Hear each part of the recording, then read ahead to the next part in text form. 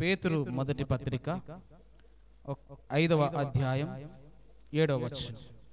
పేతురు మొదటి పత్రిక 5వ అధ్యాయం 7వ వచనం. గనుక ఆయన మిమ్మును గూర్చి చింతించుచున్నాడు గనుక మీ చింత యావత్తు ఆయన మీద వేయుడి. రైట్. హల్లెలూయా, హల్లెలూయా, హల్లెలూయా. దేవునికి మహిమ కలుగును గాక. పేతురు మొదటి పత్రిక 5వ అధ్యాయంలో వచనం 7వ వచనాన్ని మనము ధ్యానం చేస్తే గనక ఏమంట? ఆయన మిమ్మును గురించి చింతించుచున్నాడు గనుక. ఒక్క నిమిషం. ఆయన ఎవరి గురించి చింతిస్తుండమ్మా?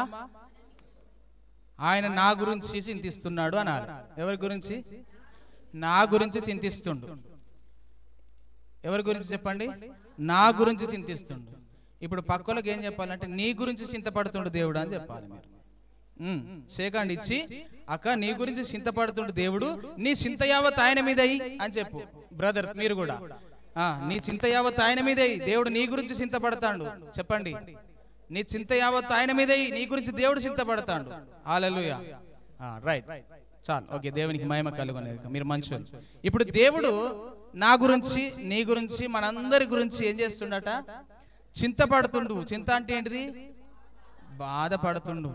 మరి బాధలు ఉన్నాయా మనందరికీ అంటే? ఉన్నాయి. ఉన్నాయా లేవా? ఉన్నాయి. చిన్న పిల్లోడిని కూడా అడిగితే నాకు నీకేమైనా బాధ ఉందా అంటే ఉంది అని చెప్తాడు ఖచ్చితంగా. చిన్న పిల్లగాని నుంచి మొదలుకుంటే రేపో మాపో మరణ పడగలగబోయేటువంటి వృద్ధులను కూడా మీరు అడగండి, నీకేదన్నా బాధ ఉందా అంటే ఉన్నది అంటారు తప్ప నాకేం బాధ, నాకేం బాధ లేదు అనేటోళ్ళు తక్కువ. ఎవరు లేరు అంటే ఎవరు చెప్తారు? ఎవరు లేరు కదా. నాకేం బాధ, నాకేం బాధ లేదు, నాకు కొడుకులు ఉన్నారు, బిడ్డలు ఉన్నారు అని చెప్పేటోళ్ళు ఉన్నారా? చాలా తక్కువ. ఉండవచ్చు ఎవరో ఒకరు, కానీ తక్కువ కదా. బాధ అనేది చాలా మందికి ఉంది, చింత అనేది చాలా మందికి ఉంది. ఇప్పుడు మిమ్మల్ని కదిలిస్తే ఒక్కొక్కరు ఒక్కొక్క బాధ చెప్పుకుంటారు. చెప్పుకుంటారా లేదా? చెప్పుకుంటారు. ఈ సమయం సరిపోదు, ఈ దినమంతా సరిపోదు. రైట్. కొంతమందికి కొన్ని బాధలు ఉంటాయి, కొన్ని చింతలు ఉంటాయి. ఏమి? కొంతమందికి ఉద్యోగం లేదా అనే బాధ.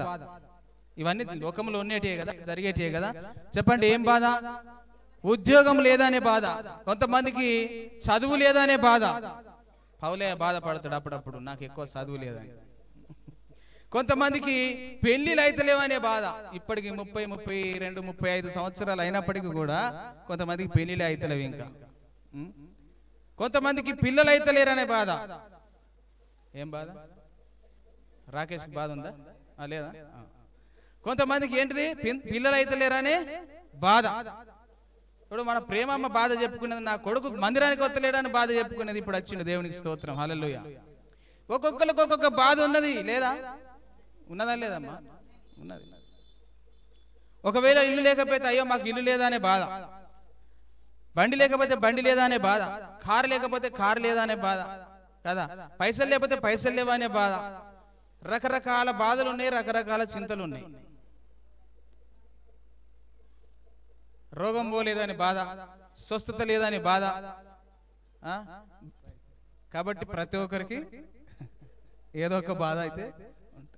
ఇప్పుడు వీళ్ళు ఎగ్జామ్ ప్రిపేర్ అవుతున్నారు, ఇంటర్మీడియట్. వీళ్ళు ఎట్లా రాయాలరా దేవుడా అని వీళ్ళదో బాధ. పొద్దున్న దాకా తెలందాక కష్టపడి చదువుతారు. ఇక ఏం పని చెప్పినా మాకు పని చెప్పక అంటారు. ఇక లాస్ట్ మమ్మల్ని చదువుకొని ఎరా మమ్మలా మేము రాయొద్దా అంటారు. ఇదొక బాధ. హల్లెలూయా. కాబట్టి ప్రతి ఒక్కరికి బాధ ఉన్నది. ఉన్నదా లేదా? మా వెంకటమ్మని అడిగితే కూడా మాకు ఇల్లు లేదని బాధ అంటుంది. వెంకటమ్మ అంతేనా? రైట్. హల్లెలూయా. కాబట్టి బాధ, చింత అనేది ప్రతి ఒక్కరికి ఉన్నది. అయితే దేవుడు దానికి ఏం చెప్తున్నాడంటే నీ చింత యావత్తు ఆయన మీద వేయండి, ఆయన మీద వేయండి. ఎవరు చెప్తున్నారు ఈ మాట? పేతురు గారు చెప్తున్నారు. పేతురు గారు చెప్తున్నటువంటి మాట ఏంటంటే నీ చింత యావత్తు ఆయన మీద వేయి. ఎందుకు అనంటే ఆయన నిన్ను గురించి, మీ గురించి చింతపడుతున్నాడు, బాధపడుతున్నాడు అని చెప్తూ ఉన్నాడు. ఓకే. అయితే బైబిల్ గ్రంథములో మరి దేని గురించి చింతపడుతున్నారు అని రాసిరు అని అంటే 3 విషయాల గురించి రాసిరు. 3 విషయాలు నేను చెప్తా. 3 విషయాలు చెప్పి ముగిస్తా. దేని గురించి బాధాట, దేని గురించి చింత అంటే వాళ్ళు అనుకుంటున్నారట, మా అవసరాలు ఎట్లా తీరుతాయి, మేము ఏం తినాలి, ఏం తాగాలి, ఏం కట్టుకోవాలి. మనిషికి కావాల్సింది ఇదే కదా. ఏం కావాలి? ఏం తినాలి, ఏం తాగాలి, ఏం కట్టుకోవాలి, బట్టలు. మత్తయి సువార్త 6వ అధ్యాయంలో ఈ మాటలు మనకు కనబడతాయి. చదువుదాం. మత్తయి సువార్త 6వ అధ్యాయం 25వ వాక్యం నుంచి 32 వచనాల వరకు మాత్రమే చదువుదాం. ఏమి తిందుము, ఏమి త్రాగుదుము, మీ ప్రాణమును గురించి అయినను, ఏమి ధరించుకుందుము అని మీ దేహమును గురించి అయినను చింతింపకండి. ఇక్కడ 3 విషయాలు ఏమున్నాయి? ఏమి తిందుమో, ఏమి త్రాగుదమో, ఏమి ధరించుకుందుమో అని బాగా బాధపడుతున్నారట. ఈ పైన మనం అంత చదువుకుంటూ పోతే యేసు ప్రభు శిష్యులకు ఏం చెప్పిండంటే పరలోక ప్రార్థన నేర్పించిండు. పరలోక ప్రార్థన నేర్పించిన తర్వాత అక్కడ నుండి స్టార్ట్ అయింది. ఇంకా ఏం చెప్పిండు? మీరు ఉపవాసం ఉండాలి, మీరు ప్రార్థన చేయాలి, మీరు బాగా ప్రార్థనలో ఉండాలి. మీరు ఉపవాసం చేసేటప్పుడు వేషధారుల వల్ల చేయకండి, మీరు రహస్యంగా చేయండి. రహస్యమందున్న మీ తండ్రికి మీరు మొరపెట్టినప్పుడు రహస్యముగా మీకు ఉత్తరం ఇస్తాడు. మీరు రహస్యముగానే మీ తండ్రికి మొరపెట్టుకోండి. మీ గురించి ఎవరికి మీ బాధలు, మీ చింతలు చెప్పుకోకుర్రి. మీ ఇది ఏదన్నా బాధ, చింత ఉంటే రహస్యముగా వెళ్ళి నువ్వేం చేయాలి? నువ్వు తలుపులు వేసుకొని నువ్వు రహస్యముగా నువ్వు ప్రార్థన చేయి, దేవుడు నీ బాధ తీసేస్తాడు, నీ చింత తీసేస్తాడు అని చెప్పిండు. చెప్పిన తర్వాత ఏం చెప్పిండు అని అంటే ఇంకొక శ్రేష్టమైన విషయం చెప్పిండు యేసయ్య. ఎవరికి? శిష్యులకు. శిష్యులకు ఏం చెప్పిండు అంటే భూమి మీద మీరు ధనమును సమకూర్చుకోకుర్రి, మీరు భూమి మీద డబ్బులు సంపాదించుకొని పోగు చేసుకోకుర్రి, దాచిపెట్టుకోకుర్రి. ఎందుకనంటే ఇక్కడ ఏం జరుగుతుంది? ఇక్కడ చిమ్మట పడుతుంది, ఇక్కడ చెదలు పడుతుంది, ఇక్కడ పాడైపోతాయి. ఒక ఆయన భిక్షగాడు చాలా డబ్బులు పోగు చేసుకొని పరుపులో పెట్టుకొని మరణించి, భిక్షగాడు కదా అని చెప్పి మున్సిపాలిటీ వాళ్ళు తీసేస్తుంటే ఆ పరుపు నిండా డబ్బులేనట. ఆ పరుపు నిండా కొంతమంది దొంగలు పడతారని చెప్పేసి భూమిలో పాతి పెట్టిరంట డబ్బులు, దొంగలు పడుతుర్రంట. తర్వాత చూస్తే చెదలు పట్టి. మీరు వారితో చూసారా? ఒక ఆమె వృద్ధురాలు, ఆమె దాచిపెట్టుకున్న డబ్బులు అన్ని కూడా చెదలు పట్టినాయి, 500 నోట్లు. ఇది ఆ మధ్యలో వచ్చింది వార్త, మీరు చూసిరో లేదో. పట్టినాయా లేదా? చెదలు పట్టిపోయినాయి, ఖరాబ్ అయిపోయినాయి, ఎందుకు పనికి రాకుండా అయిపోయినాయి. అయితే ఏమన్నాడంటే మీరు ఒకవేళ ఇక్కడ భూమి మీద దాచిపెట్టుకుంటే మీరు చిమ్మట పడుతుంది, తుప్పు పడుతుంది, దొంగలు వచ్చి వాటిని ఎత్తుకపోతారు. కాబట్టి మీరు జాగ్రత్త పడండి, పరలోకములో మీ ధనాన్ని సమకూర్చుకోండి అని అన్నాడు. ఎక్కడ సమకూర్చుకోవాలి? పరలోకంలో సమకూర్చుకోండి. అక్కడైతే దొంగ ఎవడు ఉండడు, అక్కడ మంచిగా సేఫ్ గా ఉంటది. అది బ్యాంకులో లాకర్లో పెట్టినా కానీ దొంగలు పడతారు. ఈ మధ్యన పడుతురా లేదా? లాకర్ని కూడా వాళ్ళు కొట్టుకుని ఎత్తుకపోతారు. అంటే ఎక్కడ కూడా సేఫ్టీ అనేది లేదు. అందుకే యేసయ్య ముందే చెప్పిండు, మీరు ఇక్కడ సమకూర్చుకోకరు, దాచిపెట్టుకోకరు. ఒకవేళ మీకుంటే పంచండి, ఎవరికైనా పేదోళ్ళకి ఇవ్వండి, లేనోళ్ళకి ఇవ్వండి అని చెప్పిండు. అయితే దాచిపెట్టుకోవద్దు, చిమ్మట పడుతుంది, తుప్పు పడుతుంది, దాన్ని తినివేస్తారు, దొంగలు కన్నం వేస్తారు, దొంగిలుతారు. కనుక నీ యొక్క ధనం ఎక్కడ ఉంటే నీ కన్ను అక్కడ ఉంటది, నీ హృదయం అక్కడ ఉంటది. అంతే కదా. మనం బంగారం, 1 కిలో బంగారం ఇంట్లో పెట్టుకొని బయటికి పోయినా మనకు తలుపేసి తాళమేసి ఉంటామా? అక్కడ పోవాలి జల్లి పోవాలి. ఏందమ్మా అంత తొందర? పోవాలి, ఇంటికాడ ఎవరు లేరు, తలుపేసి వచ్చిన, తాళమేసి వచ్చిన, ఎవరికి చెప్పాం మనం ఇది అంత ఉన్నదని చెప్తామా? కానీ ఏం చేస్తాం? పోవాలి అంటాం. ఎందుకు?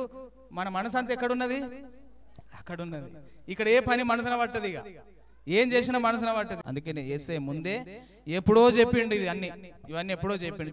చెప్పి లాస్ట్కి ఏమన్నాడు అని అంటే, మరి ఎట్లనయ్యా ఇవన్నీ నువ్వు మంచిగా చెప్తున్నావు కానీ ఇక్కడ సమకూర్చుకోవద్దు అంటున్నావు, ఇక్కడ దాచిపెట్టుకోవద్దు అంటున్నావు, ఇక్కడ చెదలు పడుతుంది అంటున్నావు, ఇక్కడ దొంగలు పడతారు అంటున్నావు, పరలోకంలో దాచుకోమంటున్నావు, అది ఎట్లా సాధ్యమవుతుంది? మేము ఎట్లా చేయాలి మరి అని అడిగితే ఒకటి చెప్పిండు యేసయ్య, మీరు దేని గురించి బాధపడుతున్నారు? మీకు కావాల్సింది ఏంటిది? తిండి, తాగడము, కట్టుకోవడం. తినడము, త్రాగడము, కట్టుకోవడం, ఈ 3 కదా. అయితే వాటి గురించి మీరు చింతపడకండి. అరే అట్లెట్లా అంటావు యేసయ్య? చింతపడనోళ్ళు ఉంటారా? బాధపడనోళ్ళు ఉంటారా? బట్టలు లేకపోతే సమాజంలో విలువ ఉంటుందా? బువ్వ లేకపోతే ఏమంటారు? బువ్వ కూడా గతికి లేనోడు అని అంటారు. తాగడానికి నీళ్లు లేకపోతే ఏమంటారు? ఇంక నీళ్లు కూడా దొరుకుతలేవు అంటారు. ఇన్ని అవమానాలు మాకుంటే యేసయ్య అని అంటే మీరేమీ బాధపడద్దు, మీరు దేని గురించి చింతపడద్దు. ఎందుకయ్యా ఇంత మాట చెప్తున్నామని అంటే అప్పుడు చెప్పాడు, ఆకాశ పక్షులను చూడండి, అవి విత్తవు, అవి కొయ్యవు, కొట్లలో సమకూర్చుకొనవు, అయినను మీ పరలోకపు తండ్రి వాటిని పోషించుచున్నాడు. మీరు వాటికంటే ఎవరు? మనము వాటికంటే బహుశ్రేష్ఠులు కాదా అని ఎవరు చెప్తున్నారు? యేసయ్య చెప్తున్నారు. మీరు దేని గురించి బాధపడద్దు, మీరు దేని గురించి బాధపడద్దు. మీకు ఆహారము కావాలా, మీకు వస్త్రము కావాలా, మీకు ఏది అయినా కానీ ఒక్కసారి ఆకాశ పక్షులను చూడండి. వాటిని ఎవరు పోషిస్తున్నారు? దేవుడు పోషిస్తా ఉన్నాడు. అవి దాచుకుంటున్నాయా? అవి సమకూర్చుకుంటున్నాయా? లేదు. ఏమైతున్నాయి? దేవుడు వాటికి ఏ పూటదా పూట వాటికి అనుగ్రహిస్తూ ఉన్నాడు. అయితే మీరు వాటికంటే బహుశ్రేష్ఠులు కారా అని వేశాడు ప్రశ్న. తర్వాత ఏం చెప్పాడు? మనం చాలా చింతపడతాం, బాధపడతాం. ఏమైతుంది? మొరడు ఎక్కువ అవుతుందా, తక్కువ అవుతామా? పోనీ అంతగా బాధపడినంత మాత్రాన మన బాధలు పోతాయా? అసలు బాధపడితే, కృంగిపోతే, కృషించిపోతే ఏమైపోతాం? మన శరీరం అంతా కూడా క్షీణించిపోతుంది. మన శరీరం అంతా క్షీణించిపోతుంది. ఆత్మలో నెమ్మది ఉండదు, మనసులో ఉండదు. ఏ పని చేయాలన్న మనసున పట్టది. బాధ, చింత కదా. అన్నం పొయ్యి మీద పెడితే అన్నం మాడిపోతుంది, ఛాయ్ పెడితే ఛాయ్ మాడిపోతుంది. ఎందుకు? బాధ అండి, బాధ, చింత. ఏ పని మనసున పట్టది. గ్యాస్ బంద్ చేసినావో కూడా తెలియదు. ఎందుకు? బాధ. ఒక్కొక్కసారి మన చెప్పు వేసుకుంటాం, ఇంకోళ్ళు చెప్పు కూడా ఇంకో కాలికి వేసుకుంటాం. అదో మనసులో లేకపోతే, అవునా కదా? అంగి ఒకటి వేసుకుంటాం, పై అంటే వేసుకుంటాం కదా. బాధ. ఏంద్రా ఇట్లా వచ్చిన? అరే మర్చిపోయినా, చూసుకోలే. ఎందుకు? బాధ, చింత. ఇవన్నీ ఉండడం వల్ల మనిషికి నెమ్మది ఉండదు, మనశ్శాంతి ఉండదు. అయితే యేసయ్య ఏమన్నాడు? మీరు బాధపడటం వలన ఏమన్నా ఎక్కువ అవుతుందా? మూరెడు ఎక్కువ చేసుకుంటారా? మిమ్మల్ని మీరు చేసుకోరు కదా. పోనీ తక్కువ అవుతారా? అట్లా కూడా కాదు కదా. మీరు బాధపడద్దు. ఏమన్నాడు ఇంకా?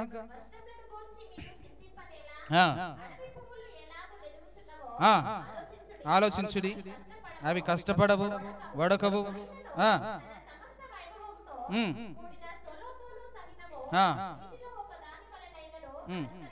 చూసా, సొలొమోనుకు కూడా అంత వైభవం లేదట, అంత అలంకరింపబడలేదట. అడవి పువ్వులను చూసారా? నేను ఎంత వాటిని అలంకరిస్తున్నానో. అవి కష్టపడవు, వడకవు, దాచుకోవు, కానీ వాటిని నేను అలంకరిస్తున్న. సొలొమోనుకు లేనటువంటి వైభవాన్ని నేను వాటికి ఇచ్చిన అని చెప్పి మాట్లాడుతున్నాడు.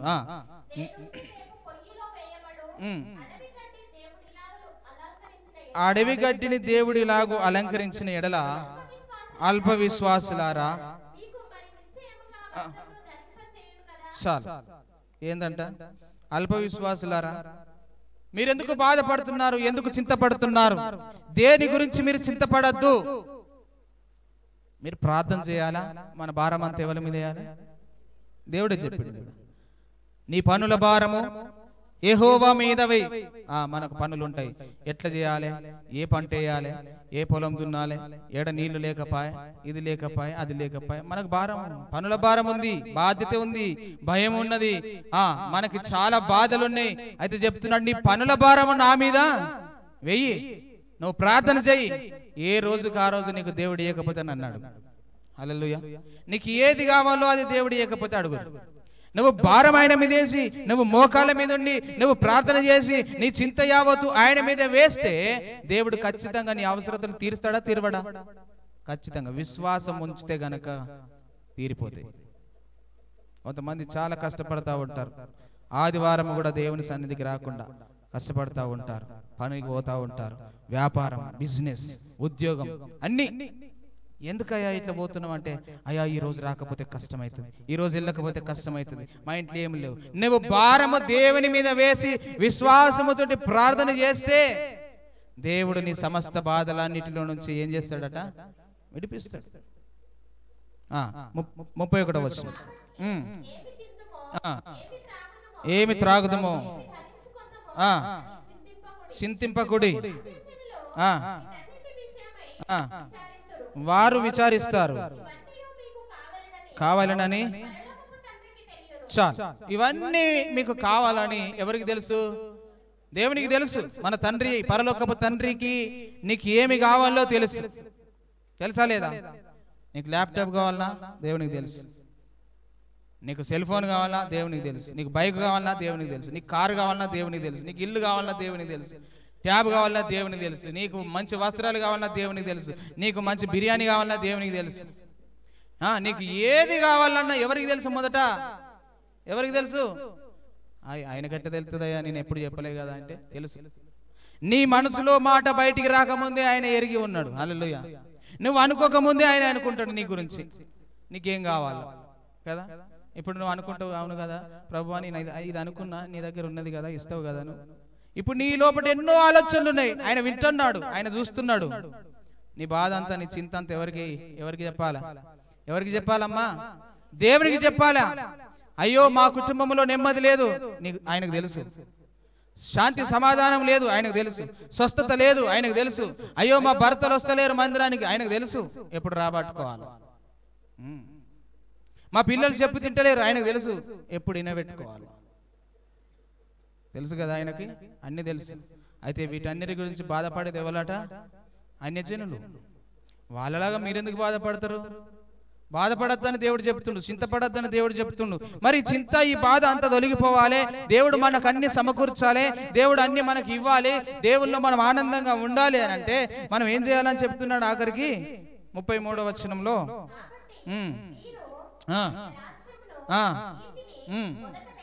మీరు ఏం చేయాలా? ఆయన రాజ్యమును నీతిని మొదట వెతకండి, అప్పుడు అవన్నీ బస్. ఇప్పుడు ఏం చేయాలా? అవన్నీ మనకు రావాలంటే ఏం చేయాలా? మొదటిగా మన చింత యావత్ అంతా కూడా ఆయన మీద వేయాలి. రెండవదిగా ఆయన అంటున్నాడు, నీవు దేవుని యొక్క రాజ్యమును నీతిని నువ్వు వెతికితే అప్పుడు అవన్నీ కూడా నీకు వస్తాయా రావా? వస్తాయా రావా? ఇప్పుడు చెప్పండి, దేవుని రాజ్యం అంటే ఏంటిది? దేవుని రాజ్యం అంటే ఏంటిది? నీతి అంటే ఏంటిది? అది ఎక్కడ దొరుకుతుంది? ఎక్కడ వెతకాలి? డౌట్ రాదా మీకు ఎప్పుడు? చెప్పిండు కదా, దేవుని రాజ్యమును నీతిని మొదట మీరు వెతకండి, ఆ తర్వాత అవన్నీ కూడా మీకు. మరి ఎక్కడ దొరుకుతుంది ఇది? ఎక్కడ దొరుకుతుంది? బైబిల్లోనా?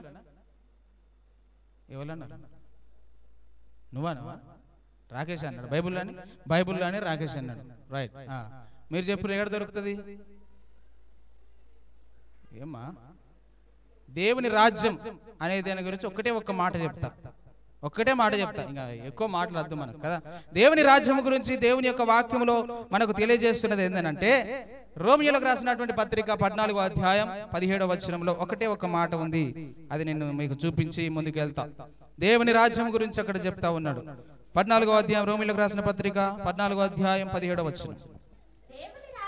దేవుని రాజ్యము భోజనమును పానమును కాదు గాని నీతియు సమాధానమును పరిశుద్ధాత్మయందలి ఆనందమునయున్నది. దేవుని రాజ్యం అంటే ఇది. ఏంటిది దేవుని రాజ్యం అంటే? అయ్యో, ఇప్పుడే చదివారు కదా, అప్పుడే మర్చిపోయారు. అమ్మా, నీతి, సమాధానము, పరిశుద్ధాత్మయందలి ఆనందం. ఈ మూడు. నువ్వు నీతిమంతులుగా ఉండాలి, నువ్వు సమాధానముగా ఉండాలి, నువ్వు పరిశుద్ధాత్మలో ఆనందం కలిగి ఉండాలి. ఈ మూడు చేస్తే దేవుని రాజ్యాన్ని నువ్వు పొందుకున్నట్టు. దేవుని రాజ్యము ఎక్కడుందని చెప్పిండు దేవుని వాక్యంలో? నా రాజ్యము మీ మధ్యలో ఉన్నది అని అన్నాడు. మళ్ళీ ఏం చెప్పాడు? అదే యేసయ్య ఏం చెప్పాడు అంటే, నా రాజ్యము ఈ లోక సంబంధమైనది కాదు, అది పరలోక సంబంధమైనది అని అన్నాడు. నా రాజ్యం అని అంటే నీతి సమాధానములతో కూడిన రాజ్యం. అది దేవుని రాజ్యము. నువ్వు రాజ్యమును వెతకడం అని అంటే ఎక్కడికో పోయి వెతకాల్సిన అవసరం లేదు, నీలోనే ఉంది, నీ దగ్గరే ఉంది. ఏం చేయాలి? నువ్వు నీతిమంతులుగా ఉండాలి. ఫస్ట్ ఆఫ్ ఆల్ ఏం చేయాలా? నీతిమంతులుగా ఉండాలి. రెండవది సమాధానముగా ఉండాలి. మూడవది పరిశుద్ధాత్మలో ఆనందం కలిగి ఉండాలి. ఈ మూడు చేయాలి.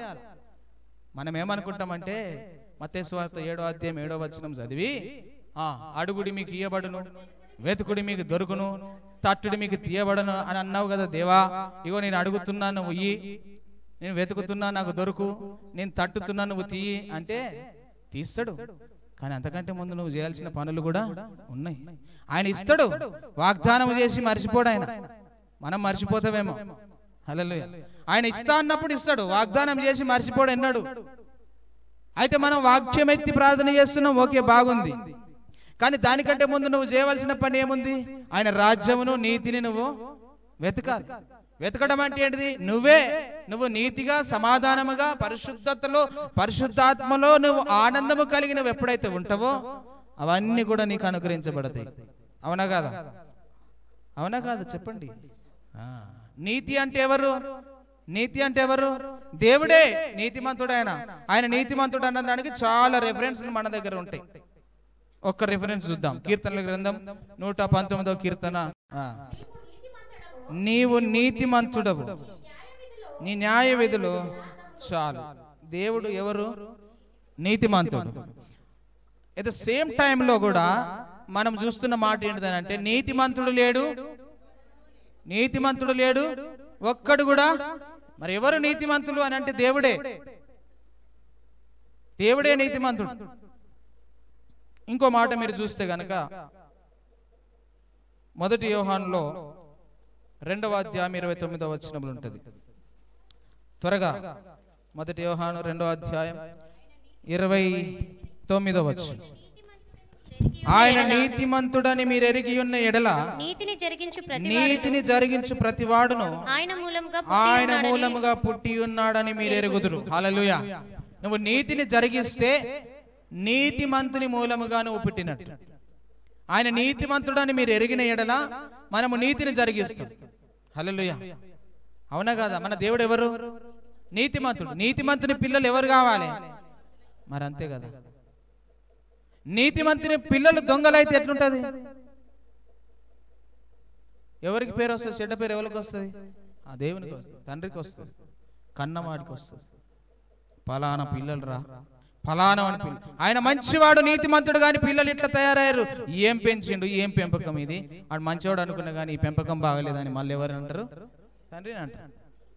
కానీ దేవుడు అంటున్నాడు యెహోవా నీతిమంతుడు అని. మనం ఎప్పుడైతే మనం తెలుసుకుంటామో మనం నీతిని జరిగించే వారంగా ఉండాలి, నీతి క్రియలు చేసే వాళ్ళముగా ఉండాలి, నీతిని ప్రేమించే వాళ్ళముగా మనం ఉండాలి. అట్లా చేస్తే మనం ఆయన మూలముగా పుట్టిన వారమని ఎరుగుదుము. రైట్. సమాధానం గురించి మనం చూస్తే, సమాధానం గురించి చూస్తే యెషయా గ్రంథములో 9వ అధ్యాయం 6వ వచనం. మనందరికి తెలిసిన వాక్యం ఇది. చదవండి. యెషయా గ్రంథం 9వ అధ్యాయం 6వ వచనం. ఎవరు సమాధానకర్త అయిన? ఏలియానగా మనకు శిశువు పుట్టెను, మనకు కుమారుడు అనుగ్రహించబడెను. ఆశ్చర్యకరుడు, ఆలోచనకర్త, బలవంతుడైన దేవుడు, నిత్యుడగు తండ్రి, సమాధానకర్తయగు అధిపతి అని అతనికి పేరు పెట్టబడును. హల్లెలూయా. సమాధానానికి కర్త ఆయన, సమాధాన పరిచే దేవుడైన.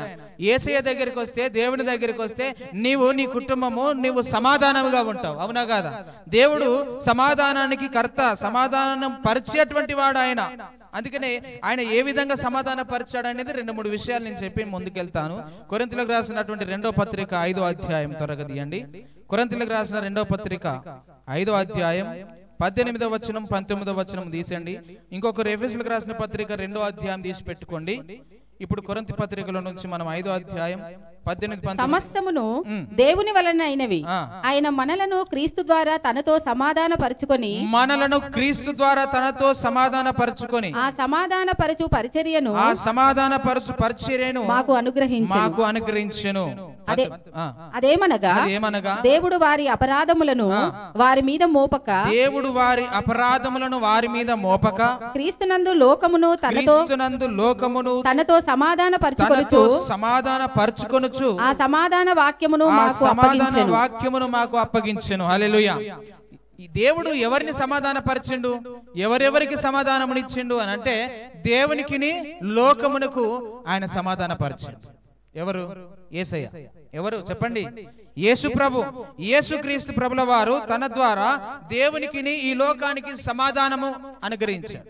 దేవునికి మధ్యలో, మనకు సమాజానికి మధ్యలో ఎవరున్నారు? ఇప్పుడు యేసు ప్రభు ఉండి మనల్ని సమాధాన పరిచాడు.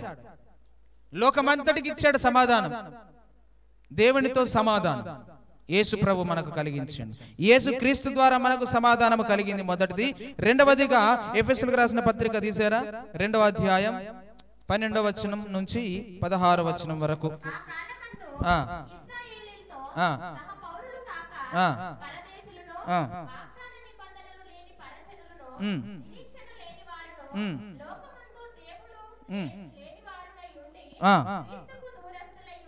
క్రీస్తుకు దూరస్తులై ఉంటిరని మీరు జ్ఞాపకము చేసుకునుడి.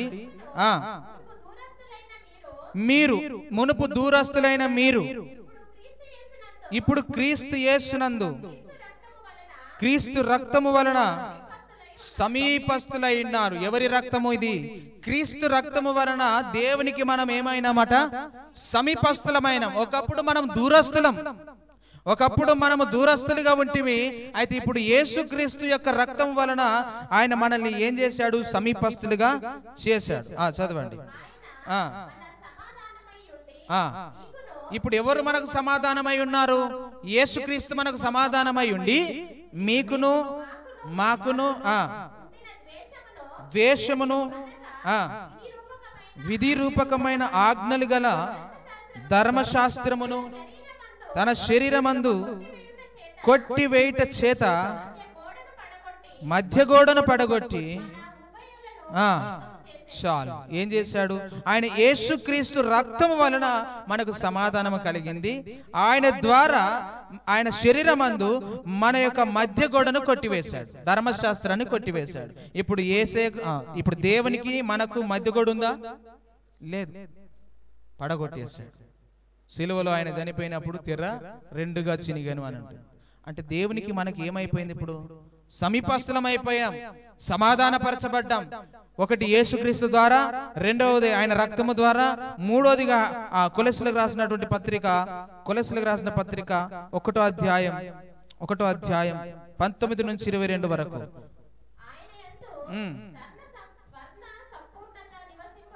సర్వ సంపూర్ణత నివసింపవలెననియు ఆయన శిలువ రక్తము చేత సంధి చేసి ఆయన ద్వారా సమస్తమును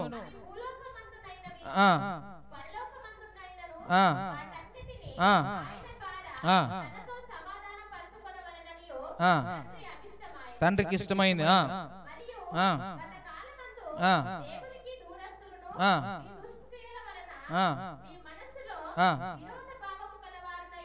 ఉండి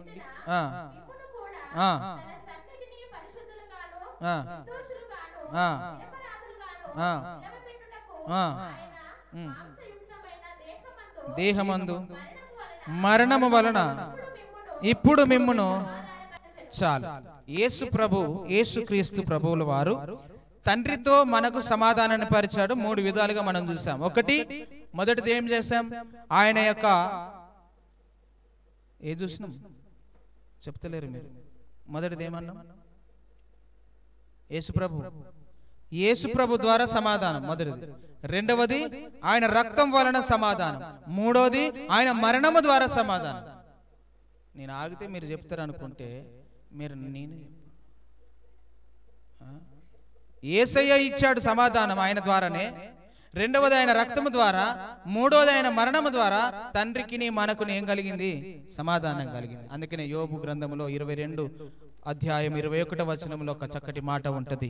ఆయనతో మీరు సహవాసము చేసిన ఎడల మీకు సమాధానము కలుగును. హల్లెలూయా. ఇప్పుడు చెప్పండి, ఎవరికి మనకు సమాధానం కలగాలంటే ఏడికి రావాలి? ఎవరి దగ్గరికి రావాలా? యేసయ్య దగ్గరికి రావాలి. యేసయ్య మనకు సమాధాన పరిచాడు. యేసయ్య మనకు సమాధానమై ఉన్నాడు. నువ్వు సమాధానం కోల్పోయినవా? దా ఆయన దగ్గరికి, సమాధానాన్ని ఇస్తాడు. సమాధాన పరుస్తాడు దేవుడు. సమాధానం లేదా అని బాధపడుతున్నావా? యేసయ్య దగ్గరికి వచ్చి మొరపెట్టుకో, ప్రార్థన చేసుకో, సమాధాన పరిచే దేవుడు ఆయన.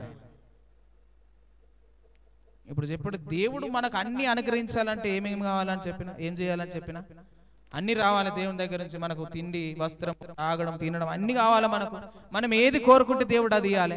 అంటే ఏం చేయాలి?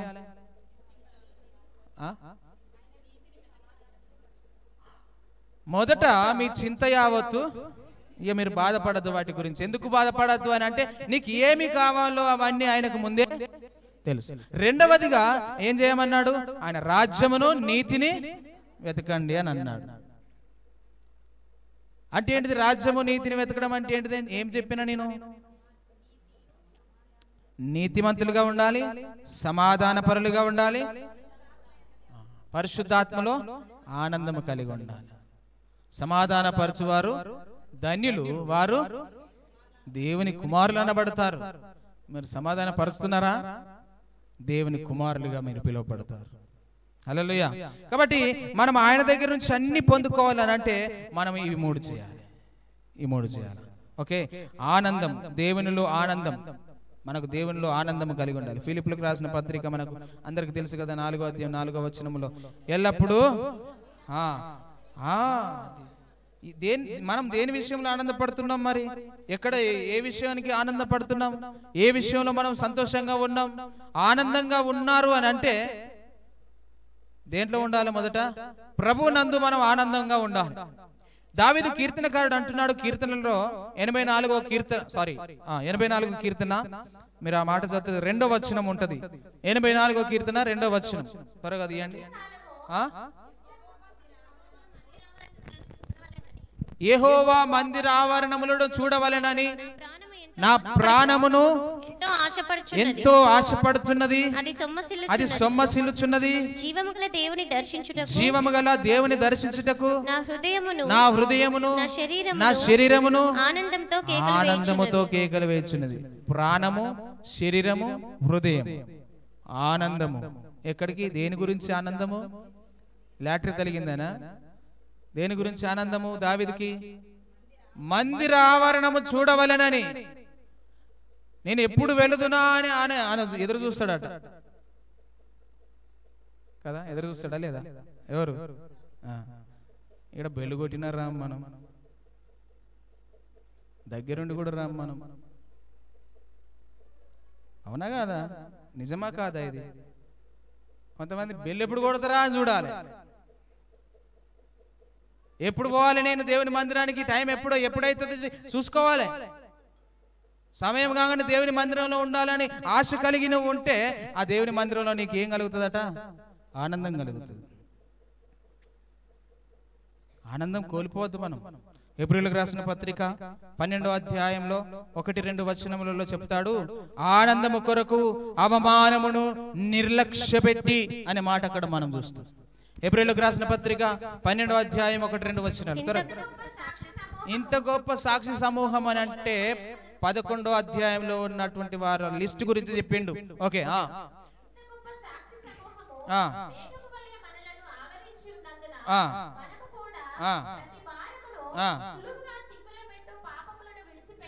సులువుగా చిక్కులు పెట్టు పాపమును విడిచిపెట్టి ప్రతి భారమును, సులువుగా చిక్కులు పెట్టి ప్రతి పాపమును మనం విడిచిపెట్టి విశ్వాసమునకు కర్తయు దానిని కొనసాగించువాడునైనా యేసు వైపు చూచుచు మన ఎదుట ఉంచబడిన పందెములో ఓపికతో పరిగెత్తుదుము.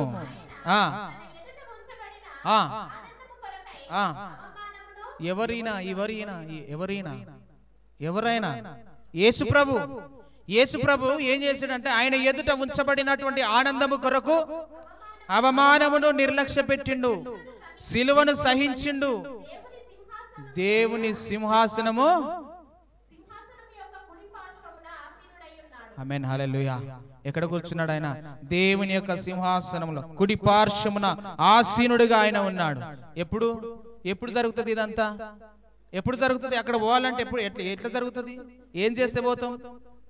అవమానమును నిర్లక్ష్య పెట్టాలి, బాధలు పక్కకు పెట్టాలి, నీ చింతలు పక్కకు పెట్టాలి, నీ నిందలు పక్కకు పెట్టాలి,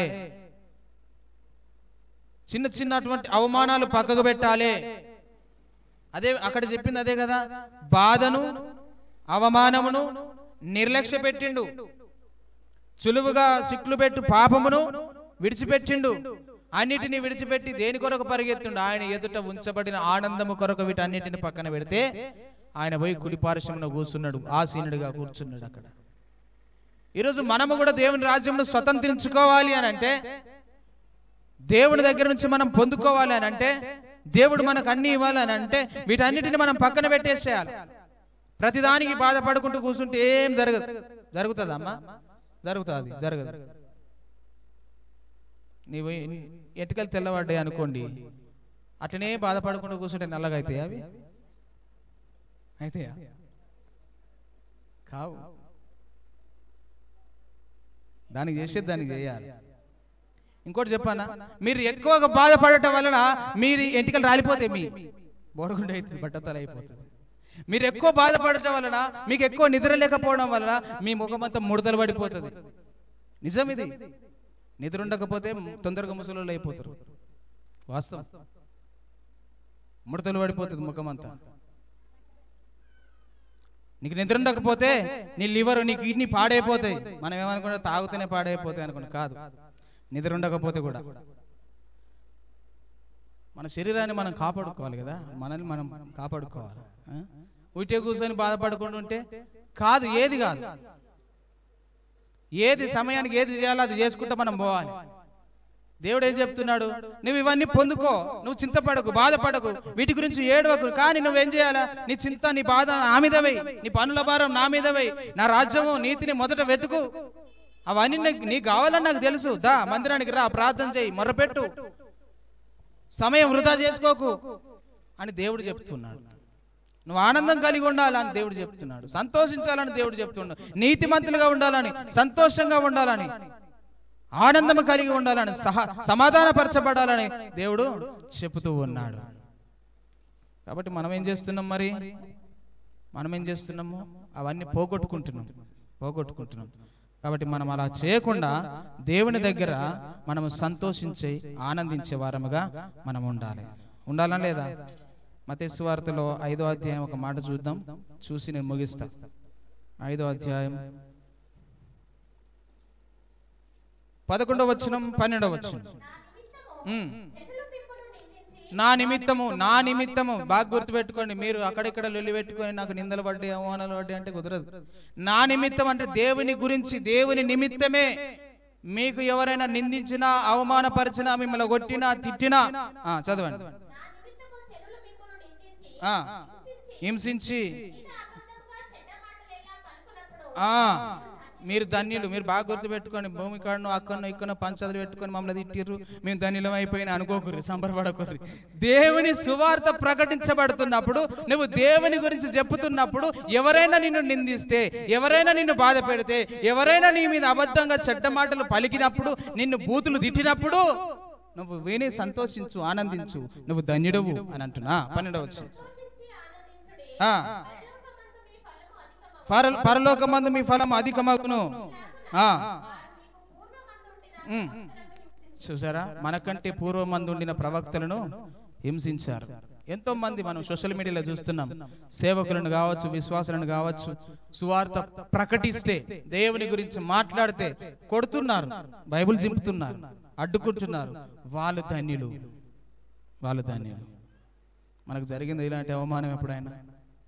ఎప్పుడైనా జరిగింది ఇలాంటి అవమానం? ఫస్టే భయపడతాం మనం. చెప్పకముందే, వాడు ఏమనకముందే, అవతలాడు ఏమన్నా అనకముందే మనం భయపడి చెప్పకుండా కొట్టాం. కానీ మాట అయితే పడం, మనం ధైర్యం చేయం, ముందుకెళ్ళాం. దేవుని గురించి ఒక మాట నువ్వు పడితే నువ్వు ధన్యుడు, పరలోకంలో నీ ఫలము అధికమవుతుంది. ఇది చేసి నువ్వు దేవుణ్ణి శోధించు, నువ్వు స్వార్థ ప్రకటించి దేవుని దగ్గరికి రా, నువ్వు ప్రార్థన చేసి దేవుణ్ణి అడుగు. నువ్వు నీ చింత, నీ భారం, నీ పనుల భారం, నీవన్నీ కూడా దేవుని మీద వదిలిపెట్టు, ప్రార్థన చేయి, వాక్యం ఎత్తి పట్టి ప్రార్థన చేయి. దేవుడు చేయడా? చేస్తాడా? మీరే చెప్పాలి సాక్ష్యం. చేస్తాడా? ఖచ్చితంగా. నమ్మిన వానికి ఖచ్చితంగా చేస్తాడు. నమ్ముట నీ వలనైతే నమ్మువానికి సమస్తము సాధ్యమే. నువ్వు నమ్మి ప్రార్థన చేయి, నువ్వు బాగైతావు. నువ్వు నమ్మి ప్రార్థన చేయి, దేవుడు ఇస్తాడు. నువ్వు నమ్మి ప్రార్థన చేయి, దేవుడు అనుగ్రహిస్తాడు. అందుకనే చింతపడుట మానేద్దాం. చివరిగా ఆ మాట చదివి మనం ముగించుకుందాం. పేతురు మొదటి పత్రికలో 5వ అధ్యాయంలో 7వ వచనం. గనుక మీ చింత యావత్తు ఆయన మీద వేయండి. చాలు. చెప్పండి, ఎవరి గురించి ఎవరు చింతపడుతుర్రు? పిల్లల గురించి తల్లిదండ్రులు చింతపడినట్టు బాధపడినట్టు దేవుడు మన గురించి బాధపడుతున్నాడు, చింతపడుతున్నాడు. ఏమని బాధపడుతున్నాడంటే, నేను ఇస్తాను, ఈయనకి తెలుసు, ఈమెకి తెలుసు, కానీ నా దగ్గరికి రాకుండా, నా దగ్గర ఏడవకుండా బయట పోయి ఏడుస్తారు, బయట పోయి బాధపడుతారు, బయట మనుషుల దగ్గర చెప్పుకుంటారు అని చెప్పి దేవుడు బాధపడుతున్నాడు. అయితే ఆయన అంటున్నాడు, నీ చింత యావత్తు నా మీద వెయ్యి, నేను నీ గురించి బాధపడుతున్నా. నీకేం కావాలో అది నాకు ముందే తెలుసు, నాకు తెలుసు, బయటోనికి తెలియదు. నీకేం కావాలో నాకు తెలుసు, బయటోనికి తెలియదు. అయితే ఎక్కడ చెప్పుకోవాలి? మనం దేవుని దగ్గర చెప్పుకోవాలి, దేవునికి మొరపెట్టాలి. ఇస్తాడా లేదా? ఇస్తాడన్న వాళ్ళు ఆమెన్ చెప్పండి. ఆమెన్. ఇస్తాడు ఖచ్చితంగా. హల్లెలూయా. ప్రార్థన చేసుకుందాం. దేవుడు వాక్యం దీవించును గాక.